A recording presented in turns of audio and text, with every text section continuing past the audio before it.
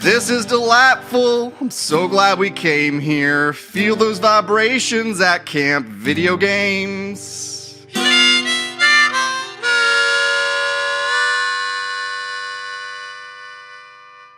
Howdy campers, welcome back to Camp Video Games. This is Junior Counselor Sean, joined by Junior Counselor Josh. Hello everyone, Junior Counselor Josh. I've stumbled upon the good mushrooms in the forest. They're only for me. Leave them alone. You sound like an NPR guest. Maybe everybody on NPR is on mushrooms. New porous rooms. Instead of calling shrooms, you call them rooms. Yeah, well, this is the secret. Is fresh air with Terry Gross is required to be on psilocybin before you go on air. It's like the hot ones challenge, except it's just take mushrooms. Yeah. Well, here at Camp Video Games, we talk about video game adaptations, and in this case, we're discussing The Legend of Zelda animated series, episode 12, The Missing Link. This is the second to last episode of our beloved Zelda cartoon. Cute little play on the missing link of man, you know, but it doesn't really play into the plot necessarily. It's just a cute fun play on words. No, the reason I sound like this is actually I'm on Klonopin. Wonderful drug. Recommend it. I'm on mushrooms. Okay, good. I did shout out to Rich Life Farm. They grow mushrooms in the tri-state area, and I actually did eat some of their legal dinner table mushrooms, not groovy mushrooms, but last night we had really delicious butter with some of this. Anyway, The Missing Link, it's a Bob Forward joint. He's finally doing his job, not enlisting his family. Yeah. It's being the second to last episode, it's like things are starting to, I mean, it's not like there's like continuity between episodes, but things are starting to get a little bittersweet with every passing, "Excuse me, princess." I'm like, how many more times will I hear you say that for the first time? You just want to really savor every frame of this shoddily put together cartoon. I'm not sick of it at all. No. Don't trust me. I love every time I hear him say it. If you want us to make a compilation of every "Excuse me, princess" from this series, why don't you give us an email over at campvideogames@gmail.com. Let us know if it's a good idea or not. Let's get into the episode. And if you really want it, sign up for Patreon, because that sounds like labor. Yeah, patreon.com/campvideogames. You can't miss us. The episode 12 starts out, Zelda's picking flowers in a courtyard, and there's this like sudden explosion. Not without a solid minute of establishing shots of some beautifully animated birds. Yeah, it's some butterflies, just really setting the scene. Zelda's having a peaceful time. It's a lot of soft things because it's padding. Yeah. This explosion just like comes out of the ground, blows her back. Blows her back. Zelda gets her back blown out by moblins. This is how the episode opens. Oh man. We have to list all these episodes as explicit at some point. Whenever I'm posting them, it's just so don't get any listeners. Wow. So after getting her back blown out, Link rushes in to save the day, and we this is like a straight up like Nazi invasion, like guns ablazing. These like stormtroopers are filing in. They're out for blood. Like they're shooting directly at Zelda. Full on blitzkrieg. Yeah, exactly. Just Ganon warps right into the middle of it's wild. The courtyard of Hyrule Castle. Usually they're like up to like mischief, whereas this is straight up an assault. Yeah, compare this like the first episode. The pillow fight? When Ganon's grand plan was, I'm going to be the ringer in the amateur magician contest, and that's how I'm going to sneak in. Now he's like, fuck this. I'm just teleporting right into the middle of their house. Yes. Smash the monarchy. Yeah. We're recording this right after Bastille Day. Oh, merci for remembering. Okay, Link's blocking some arrows with his shield. Zelda's ducking around. Yeah, I love the move of like you're entering a war zone, but you're gonna use some of like your troops to just carry you on a palanquin. So yeah, he's getting charioted in, or they're carrying him on his little throne chair. Yeah, they're literally just points of weakness that he has set up because he needs to enter with pomp and circumstance because of his own ego. Right. If you take out one corner, like 1/4 of the Stalfos carrying it, like boop, he just tips right over. Because you can't redistribute that weight that quickly, especially if you're just bones. Zelda steals Link's shield, which I think contributes to some grief later in the episode. But like she steals the shield from Link to go run off and protect the Triforce, and she's like, "You hold them off while I go get the Triforce." She comes back with her Triforce. Her balloon, yeah, it's just floating like a balloon on a little chain. Zelda, she magic zaps a moblin. I like that. Like, so it seems that like she's only got like attack powers if she's holding the Triforce, or like attack and conjuration seem to be like her magic subsets. Ganon, yeah, he's got a scepter, and it launches what he calls a power zap. He calls it that. He's like, my power zap. And Zelda repels it with Triforce blue shield magic. And it starts. It's like when a Wizrobe launches like the meteor at you in Breath of the Wild, right? It's like bouncing all around. It starts the power zap starts bouncing around destructively, and it hits Link, who could have used that shield that Zelda stole from him, but like he gets. It's like he gets hit with an ancient arrow. I'm playing a lot of Breath of the Wild right now, so I'm really just seeing these connections. But it's like he gets hit with an ancient arrow, and like blue zaps like he gets teleported to the evil jar. We find out later. I got a quote from Ganon: "Is not quite what I planned, but it'll do." Link just completely evaporates, and. I was assuming, as we soon find out, he's like in a ghost form. I was like assuming they were doing some kind of thing like, oh, it ricocheted so many times that it lost power or something. Yeah, but, I think Zelda said that. Yeah, but we're gonna find out the real reason later that Link somehow survives in ghost form. Right. But yeah, Link, he's a ghost. And only Zelda can see him, which plays... Also, do you have notes on why Ganon just gives up and leaves once they've gotten Link zapped?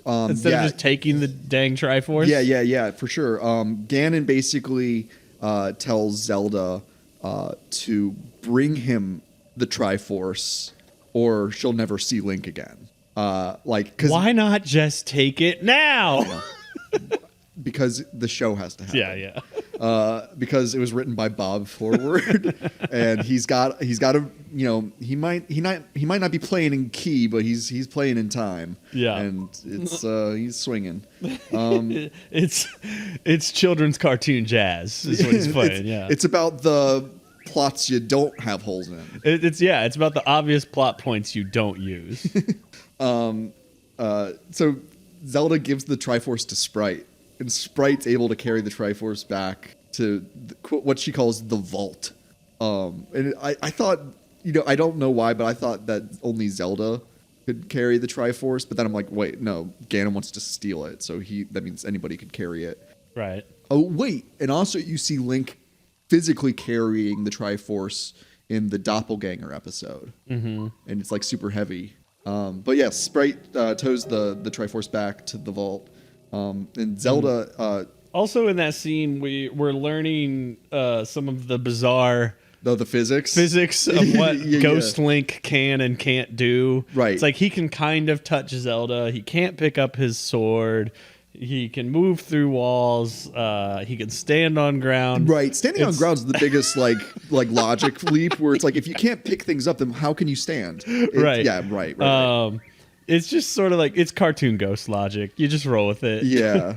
Yeah. What's it called when you start clipping through? Yeah. Yeah. He can kind of like he can clip through walls when he needs to. It's good for speed running. Yeah. He's in peak speed running mode right now. I wonder how fast I could watch the Legend of Zelda cartoon series. Like if I just like speed it up to like 1,000% and just go through the entire thing. I'll save that for a rainy day. So okay, Zelda. Link can't pick up a sword, so Zelda takes his sword. And she's on a warpath to Ganon. She's like, I'm not going to bring you the Triforce. I'm going to bring him death. I'm going to go kill Ganon and save my butler. Inside. Okay, so we go inside to the evil jar. The moblins are trying to wake up Link. But it really just looks like they're trying to give him a massage. Yeah. They're just like tickling his torso. Hey, you, wake up. You remember that really gross scene in Terminator 2 when Sarah Connor's still in the mental ward and the janitor licks her face when she's pretending to be asleep? Oh, God, dude. It's like that shit scarred me as a kid. It was like there are disgusting people in the know and moblins. Sorry, let me just while out on this. Yeah, because go. Like, I don't know if anybody will agree with this.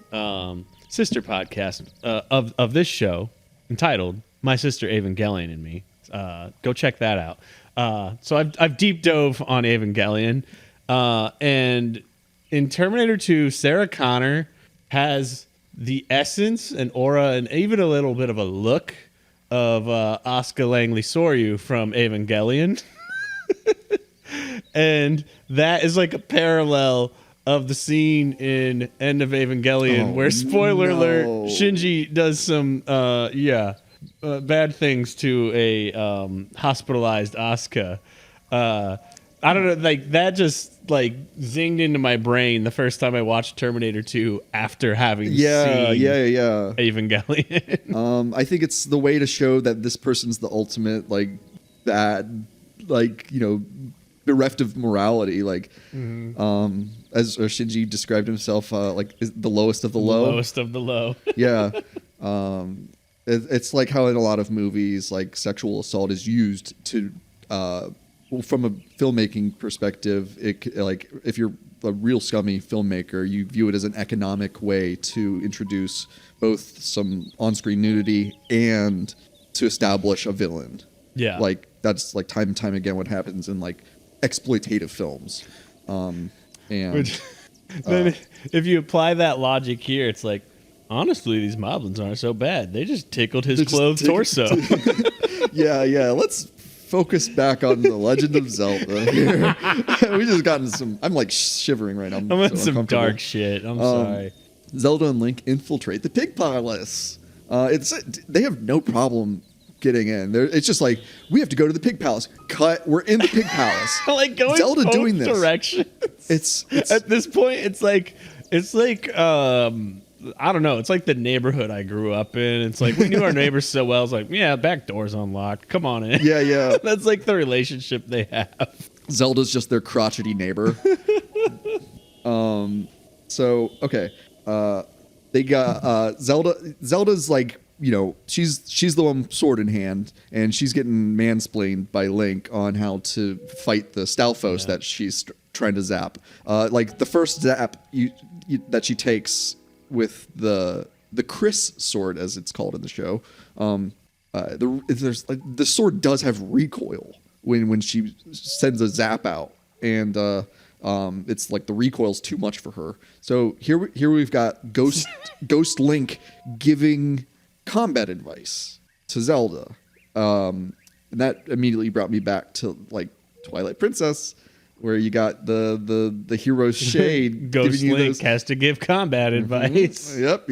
It all comes back to this show. That's the thesis, is that this is the most important Zelda IP. Yeah. Because it gave Link the most room to express himself. Controversial opinions from that Link. Especially about vaccines. Yeah. And his advice is like, you need to aim. Yeah, he says that. He's like, no, you need to aim. Like this. Yeah, he's mansplaining a bit. So, okay, right. Not even the enemies can see Link. It's only Zelda.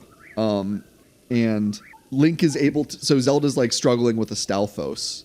And Link is able to like sneak up behind him, and he like ghost spooks the Stalfos. A Stalfos. Let's remind each other: the Stalfos is a walking, talking skeleton, and he's scared of ghosts.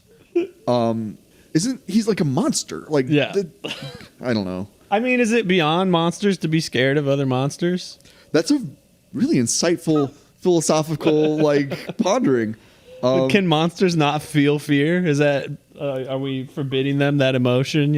Is a Hylian not the greatest monster? Yeah, in some ways, especially the way they rule this monarchy with an iron fist. Can a man not drink his beer in silence? Okay, so y'all are brutalizing me. Beautiful performance from Mandy Patinkin when he did that. Yeah, check out Run Runny Run. Yes. A classic. It's a life-changing piece of theater. Zelda sets fire to these like dope, evil tapestries with a torch. And Link, he jumps into the evil jar. And he's like his body's like floating like Peter Pan. Before we go to this, you want to talk about like what Ganon like surmises? Actually, I do think that happens. Yeah, before this point.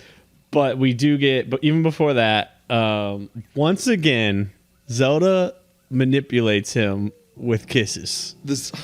Like Link is such a sucker in this case. He knows he can't. Whatever. Go. Please go. She knows for sure. Like, oh yeah, he has no corporeal form. Well, and the physics again are weird because he could physically move her. He's moved her a couple times, but for whatever reason, she knows that like he can't kiss her. So she's like, sure, kiss me, and he like just falls through her. And is like, drat! I forgot I was a ghost or whatever. Yeah. So once again, just using his desires to manipulate him and do her bidding. Zelda is manipulative is a good word for her. It is so funny how far I've come over to Link's side after this watching so much of this series. To Link, I would say excuse me for my past transgressions against you. I understand where you're coming from, Link. Almost forgive the obnoxious excuse me princesses. Yeah, but okay, so Ganon is told from one of the Stalfos that only Zelda is able to see Ghost Link. And so Ganon, without like hesitating or without any like sort of like research, he's like, that must be because Zelda loves Link. Gross. Cooties. Ew. So, okay, I want to get into this too because we've already proved that like no one else can see Link except Zelda. We've even had a scene, Josh, this is important. We've even had a scene where Sprite couldn't see Link. It's been established this entire show that Sprite is in love with Link. Yeah. Or is it really, I mean, she is just into the idea of Link. She doesn't even treat him as a person either. Like, if Zelda truly loves Link, and she's also like, I don't love you. I'm just like, whatever, you're around. Yeah. Kind of like, that's the vibe that she's putting to Link, where it's just like, no, I don't love you. I just need you. Yeah. But Sprite, she couldn't see Link at all. In the first few episodes, she's willing to like throw Zelda completely under the bus so that she can spend some alone time with Link. And it's just, that was a dynamic that's been established this entire series, is that Sprite's supposed to be in love with Link. And therefore, Sprite is just purely lustful for that Hylian D. Yeah. She's super shallow. She just wants that master sword. Yeah.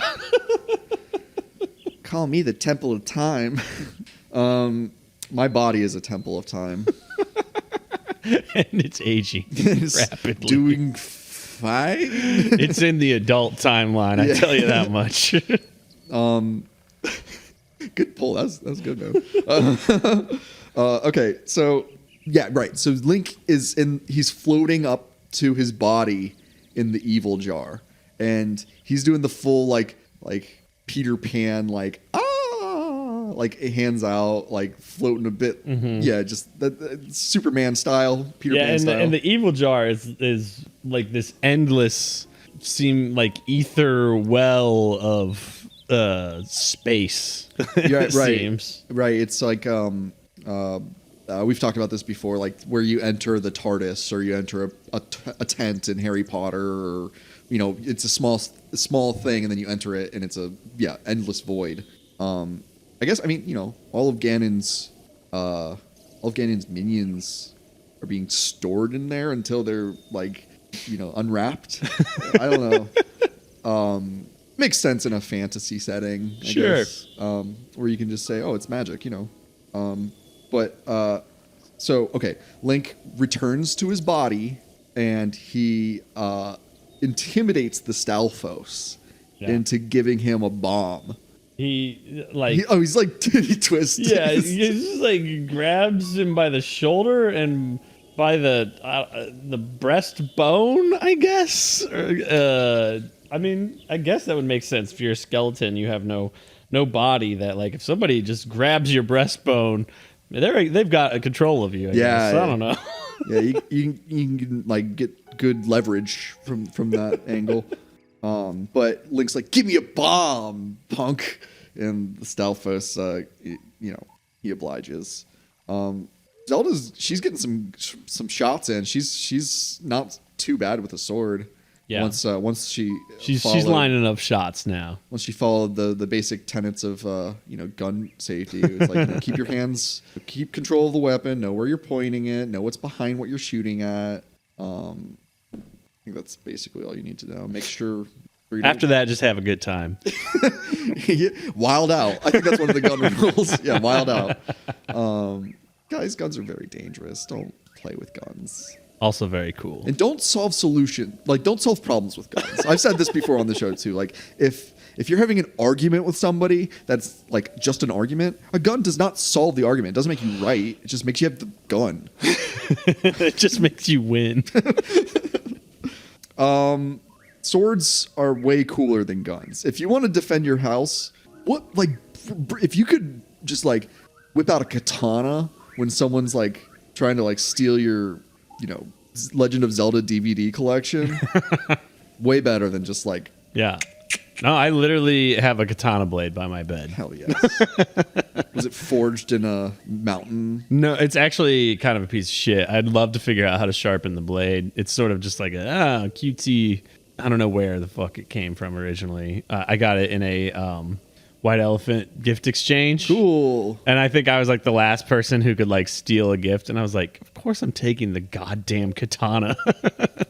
And like, I think some people were a little disappointed. And I'm like, no arguments. This is mine now. Now you can't argue with me. I'm the guy with the katana. Yeah, exactly. Now question, when you first picked up the katana, did you hear ba ba ba ba? No, I wanted it more for the Chrono Trigger vibes because Chrono uses a katana blade, sure so that the 10-year-old in me was just like do do do do do do do do do do do.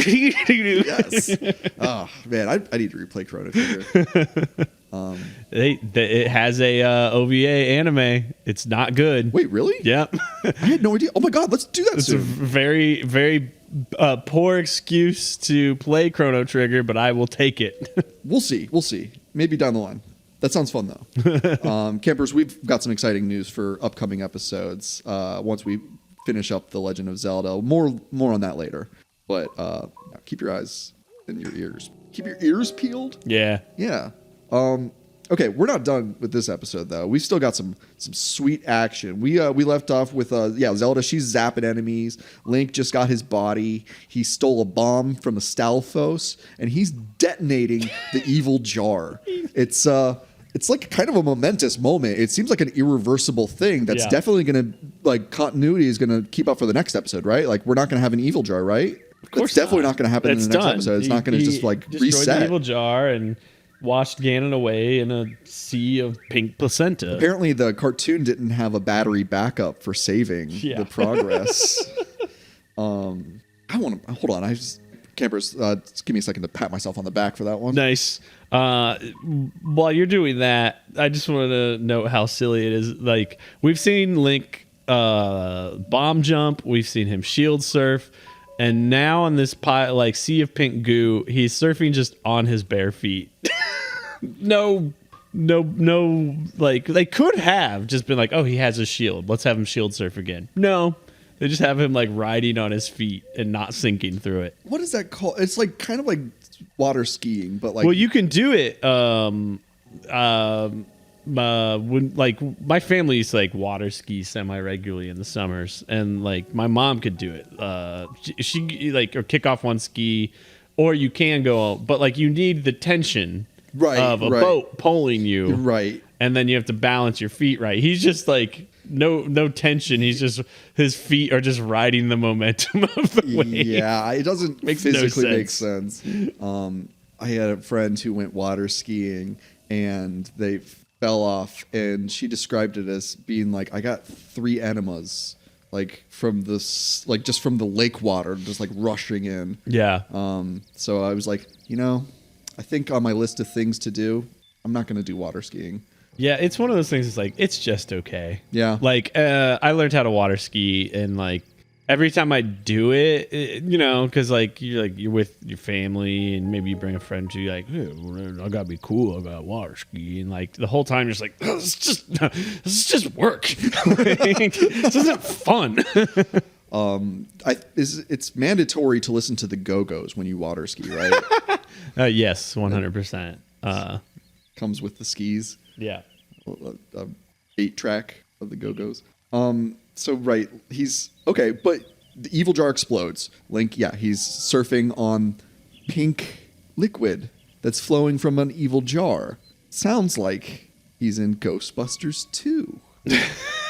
or Breath of the Wild. Why did we bring up Ghostbusters 2 last time? Because of the pink goo. There's always pink goo. Yeah, I was shocked that I talked about Breath of the Wild at length for such a long time without making the connect. Oh, well, the first time I played the game, I was like, holy shit! Like, because Ghostbusters 2, I just found a great photo. You know what? I might even share this photo on the Instagram of a picture of me when I was a little kid, and I have a really cool Ghostbusters 2 sweatshirt. Is it like the library covered in pink goo? Because that'd be hilarious. Of the shirt? What's on the shirt? No, it's the Ghostbusters 2 logo of the ghost and the no smoking sign, the peace sign. Yeah. I've been referring to like the malice as like Ganon Cancer or Ganser. Yeah, Ganser. Ooh, good one. It's like, oh no, there's Ganser in this building. We got to clean it out. And Link has washed it all away. And like you said, continuity-wise, of course that means Evil Jar's done. Evil Jar's done. So, guys, just check that one right off. Rest in peace, Evil Jar. We've had some really good times there. But it seems that it's definitely been destroyed permanently, and it's no coming back. Because you only get one Evil Jar. It's not Evil Jars. It's just the Evil Jar. Ganon gets swept away by the flood, too. The Piggy Palace, it seems like it's getting it's caving in. You're seeing just like everything's destroyed. Like this seems like a really fitting ending. Yeah, though the evil jar spews for quite a while, destroying Ganon's palace. Yeah. So Link and Zelda, they're like climbing out of a pit that they seemingly just blew out. Never mind. Right. So like combat seems to be over. The worst of it's through, but Link and Zelda are, they're standing at the edge of this cliff. Link's like, smooch time? Zelda's like, fine, smooch time. And then little landslide causes Link to fall right into that pit, which if it was the same pit, he should have fallen like straight back into the fire and destruction of the Piggy Palace, and like he would never be heard from again. But instead he just got a little bit dirty. And Zelda's like, never gonna smooch you. Yeah, idiot. You loser. She called him a dummy in this episode too. Because Link kept forgetting that he was like of corporeal form. Yeah. And like Yeah, she's like, you can't do that, dummy. Yeah, like, I mean, speaking of bringing up Asuka from Evangelion earlier, there's a little bit of that energy in the way she treats Link. For sure. And like, I need you, but I'm going to call you an idiot every 5 seconds. And Zelda also drives a giant robot. Well, no, I guess she doesn't, but her friends do. In the Age of Calamity, she sort of does. Yeah, she's got her own divine Her beast. weapon is the Sheikah Slate, and it just summons all kinds of tools, and that's cool. It's like basically she just has like a robot weapon. Hell yeah. That's still on my list to play. I feel like I should play it. Maybe okay. Here's a spoiler-free question because I'm about to play Tears of the Kingdom after we finish our Breath of the Wild discussion. But does Age of Calamity add any sort of spice to what you learn in Tears of the Kingdom? I don't really believe so. Okay. That I recall. Because I also believe it's not considered canon. It's just, it tells a potential prequel story that like doesn't work. Okay. It's like if we're talking comic book like style, that would be like an alternate universe or a what if episode. Yeah. Like I remember there's a great what if of the Punisher where it's like, what if the Punisher's family wasn't gunned down? Yeah. And it's just like, what does Frank Castle do with a steady family life? He's like, he is inevitably going to be drawn toward becoming the Punisher no matter what. Well, like I could, if you don't mind me giving one sort of spoiler about like characters involved. Yeah. Okay. Is that all of the champions from Breath of the Wild get time traveled back to the Calamity War to participate in it? Oh, wow. Wait, in Tears of the Kingdom? In Age of Calamity. Okay. Yeah, no, I'm not saying anything Tears of the Kingdom. Oh, okay. I don't give a fuck about spoilers for Age of Calamity. Yeah. So like the hiccup there is like they would remember that they had fought in the Calamity War. Yeah, they're coming back with the memory of already having done parts of it. Or did they die right before the actual Calamity War? Like no. Like the new champions time travel back. Yeah. And they fight alongside the champions who do die. Oh, wild. Yeah. Okay. Basically, so you can have more characters and tools to like play with. Right. You can even play as like, would explain why it's not canon because like you can play as like Koga. Yeah. Like you play as Koga, you can play as Mipha and Sidon. You can play as so it's just a fun Riju and Urbosa. That's cool. Yeah. It's I always love playing as different character models in a game where you usually are just used to the one model. Should bring up just a little of like where I'm at right now outside of Zelda in terms of what I'm gaming.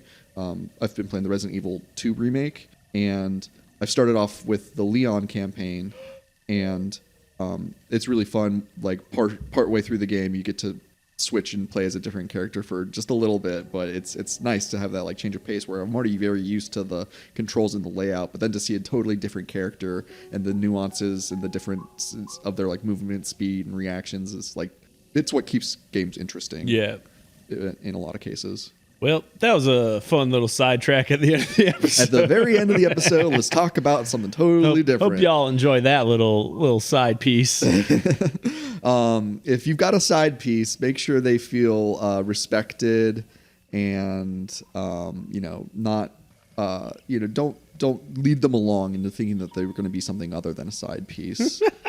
If you have no intentions of allowing them into your way. Anyway, campers, let's chat again sometime real soon, okay?